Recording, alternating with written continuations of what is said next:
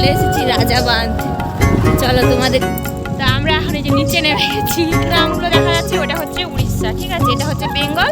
Hello everyone, কেমন আছো সবাই? আশা করছি সবাই ভালো আছে, আর তোমাদের আশীর্বাদে আমরাও ভালো আছি। আমার ওদিকে রান্নাঘরের কিছু কাজবাজ হয়ে গেছে, এখন বাজে ওই সকাল 7:30 মতো, না 7:30 একটু পেরিয়ে গেছে। এসেছিলাম ঘরের বিছানা গোছাতে, এসে দেখছি আমার বর ওষুধ খেয়েছে, ওষুধ খেয়ে গোটা ফেলেছে, আর এই জায়গাটা ভীষণ পরিমাণে চ্যাটচ্যাটে হয়ে গেছে। একটা কাপড় বিছিয়ে রেখেছি, বলেছিলাম যে ওষুধ যখন খাবে ওই কাপড়ের ওপরে রেখে খাবে গ্লাসটাতে। তো ওই যে আমরা মেয়ে মানুষরা কত গুছিয়ে কাজ করি, কিন্তু ওরা ছেলেরা একদম গুছিয়ে কাজ করতে পারে না, মেয়েদের শুধু কাজ বাড়ায়। জন্য আমি কি করলাম, এই জায়গাটাতে একটু মুছে নিলাম।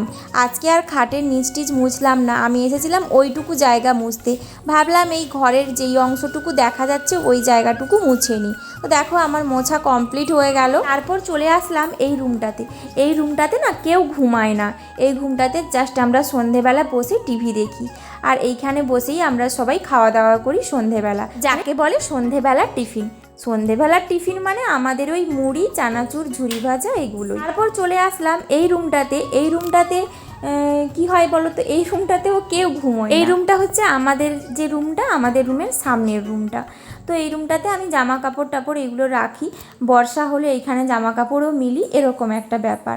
তো এসে দেখছি এই জায়গাটাতে আমার বরের জামা কাপড় থাকে, এখানে একটা হাঙ্গার আছে। তো এত পরিমাণে ঝুল হয়েছে, তো সেই জন্য ভাবলাম একটু ঝেড়ে নিই। প্রায় ঝুল ঝাড়ি, কিন্তু আমাদের রাস্তার ধারে ঘর, তো তার জন্য প্রচুর পরিমাণে ঝুল হয়ে যায়, মানে 8 দিন যায় না ঘর গোটা ঝুলে ভর্তি হয়ে যায়। তো যখনই আমি কোথাও একটু ঝুল ফাঁক দেখতে পাই ঝেড়ে দিই, না হলে একেবারে ঝাড়তে গেলে প্রচুর পরিমাণে কষ্ট হবে।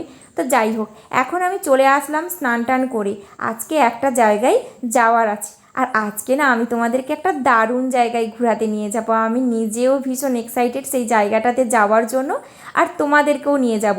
তার জন্য পুরো ব্লগটা দেখতে হবে, কেউ স্কিপ করো না ব্লগটা।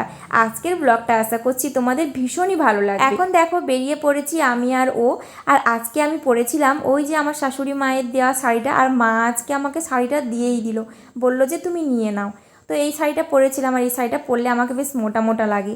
এখন আমরা চলে এসেছি পিসি শাশুড়ির বাড়ি। এখন পিসিমাদের বাড়ি এসেছি, খাওয়া দাওয়া আমাদের হয়ে গেছে, ঠিক আছে। এই যে আমার বড় একটা প্লেস খুঁজেছে, এই প্লেসটা খুঁজে খুঁজে বের করে এখানে কি করে ঘুমাবে। এই যে এই জায়গাটা কিন্তু ভীষণ ঠান্ডা আছে, জায়গাটা কিন্তু ভীষণ ঠান্ডা আছে। রাজাবাঁধ যাবে না?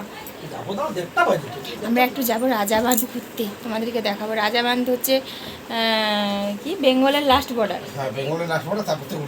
বেঙ্গলের লাস্ট বর্ডার, তারপর সেদিকটাই উড়িষ্যা। তো যখন যাবো শেয়ার করবো, ঠিক আছে। মানে খাওয়া দাওয়া হয়ে গেছে। তো আজকে এসেছি শীতলা পুজো উপলক্ষে, শীতলা পুজো উপলক্ষে মা শীতলাকে বাড়িতে নিয়েছেন, তোমাদের সঙ্গে শেয়ার করবো শীতলা ঠাকুর। তো তার জন্য মাছ ভাত খাওয়ানো হলো। তো অনেক আত্মীয় স্বজন এসেছে, কিন্তু আত্মীয় স্বজনদের সামনে আমি না ভিডিও করতে পারছি না, ভীষণ লজ্জা লাগছে আমার, সেই জন্য ঘরে এসে করছি ভিডিওটা। তো চলো এখন রাখছি, পরে দেখা হচ্ছে। আমরা প্রথম পঙ্গতেই খেয়ে নিয়েছিলাম, তারপর এই যে সবাই খেতে বসেছে। আর পিসি শাশুড়িদের বাড়ি না খুব একটা আসা হয় না, মানে খুব কম আসা হয় বলতে গেলে।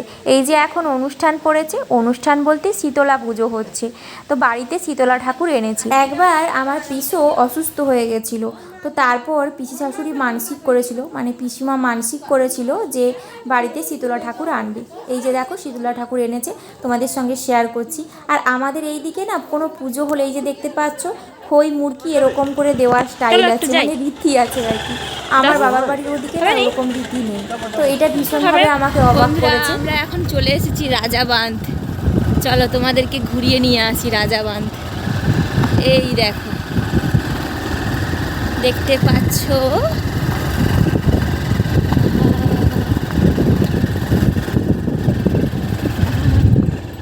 এই দেখো পৌঁছে গেছি রাজাবাঁধে।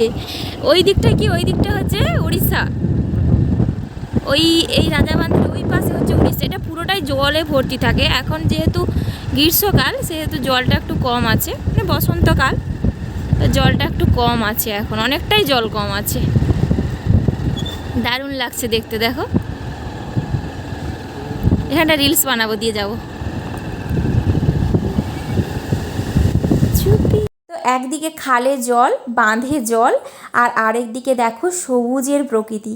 মানে ধান গাছগুলোকে যেন এত সুন্দর লাগছে দেখতে, মানে একদিকে সবুজ আর সবুজ, আরেকদিকে সাদা। যদি এই জায়গাটাতে বর্ষাকালে আসো না, আরও সুন্দর লাগবে। আমি একবার এসেছিলাম অনেক দিন আগে বর্ষাকালে, আর তখন প্রকৃতিটা এত সুন্দর লাগছিল, তোমাদেরকে যদি জাস্ট দেখাতে পারতাম তাহলে তো তোমরা অবাক হয়ে যেতে। আরও একটা এই জায়গার বিশেষত্ব আছে, যেটা আমি তোমাদের সঙ্গে একটু পরে শেয়ার করছি। তো চলো শুনে নাও। এখন চলে এসেছি রাজাবাঁধ। তো আমরা এখন এই যে নিচে নেমে গেছি। ওই যে ওই দিকটা দেখতে পাচ্ছ, ওইটা হচ্ছে উড়িষ্যা বর্ডার না? এইটা পেরিয়ে ওইদিকে ওই যে গ্রামটা দেখা যাচ্ছে, ওটা উড়িষ্যা। ওইদিকে যে গ্রামগুলো দেখা যাচ্ছে ওটা হচ্ছে উড়িষ্যা, ঠিক আছে? এটা হচ্ছে বেঙ্গল, ও পাশে উড়িষ্যা। তো এখন আমি নিচে নেমে গেছি, এই যে দেখো, এই উপর থেকে নিচে নেমেছি আমি। এখানে উঠবো কী করে এখন সেটাই হচ্ছে কথা। নিচে তো নেমে গেছি, উঠবো কী করে? উঠে পড়েছি।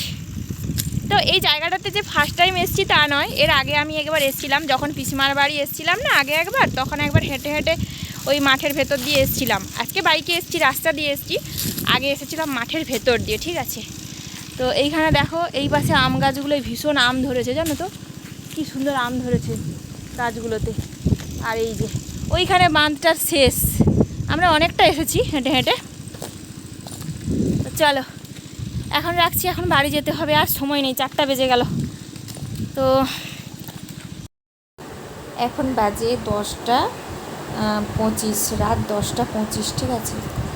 আমি এসেছি, এসে করে পড়িয়েছি, পড়িয়ে করে উঠে যে শুয়েছি, মানে একদম ঘুম ভাঙেনি। পুরো রাত 9:30টার সময় ঘুম ভাঙছে। আমার হাজব্যান্ড এসে বলছে যে খাবো। আমি ভাবছি মনে হয় সন্ধ্যাবেলা মুড়ি খাওয়ার জন্য ডাকছে। ও বাবা, উঠে দেখছি না 9:30 বেজে গেছে। মানে এত ঘুম পেয়েছে, আর মাথাটাও এত পরিমাণে ধরেছিল আমার।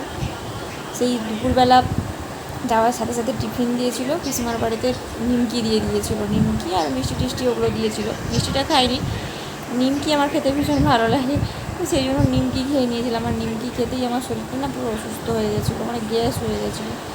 এসে করে গ্যাসের বড়ি খেয়ে যে শুয়েছি, পরিয়ে দিয়ে গ্যাসের বড়ি খেয়েছি, গ্যাসের বড়ি খেয়ে যে শুয়েছি, জাস্ট 9:30টার সময় উঠে এক্ষুনি ভাত খেলাম, আমার শাশুড়িমা রান্না করেছিল। এই হচ্ছে ব্যাপার। তো আমি জাস্ট কথাগুলো বলার জন্যই তোমাদের কাছে আসলাম। এখন আজকের ব্লগটা এ পর্যন্তই। সবাই ভালো থেকো, সুস্থ থেকো, সাবধানে থেকো, টাটা।